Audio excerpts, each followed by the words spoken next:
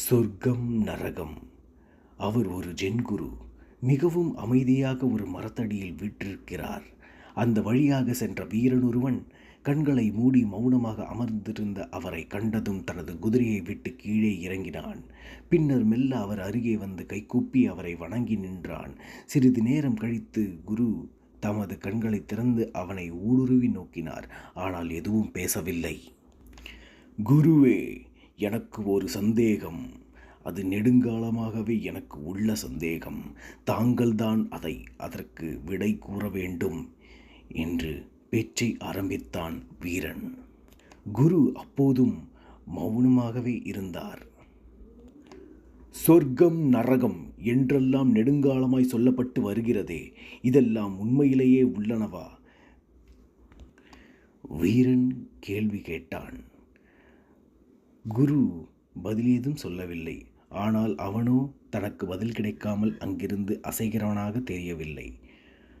குரு இப்போது அவனை தீர்க்கமாக நோக்கினார். சிறிது நேரம் கழித்து மெல்ல அவர் கேள்வி கேட்டார். நீ என்ன செய்கிறாய்? நான் இந்த நாட்டு தளபதி, எல்லா படை வீரர்களுக்கும் பிரதான சேனாதிபதி என்றான் அந்த வீரன் பெருமையுடன். குருவிடமிருந்து உடனே ஒரு கேலி சிரிப்பு வெளிப்பட்டது. நீ ஒரு முழு முட்டாள். உன்னை போன்ற மடையனை எவன் சேனாதிபதியாக நியமித்தான் என்றார் கேலி சிரிப்புடன். இதை கேட்ட வீரனுக்கு கண்கள் கனன்றன. கடும் கோபத்தால் என்று ஆவேசமாக கர்ஜித்தபடி தன் உரையிலிருந்து வாளை அவன் வேகமாக உருவினான்.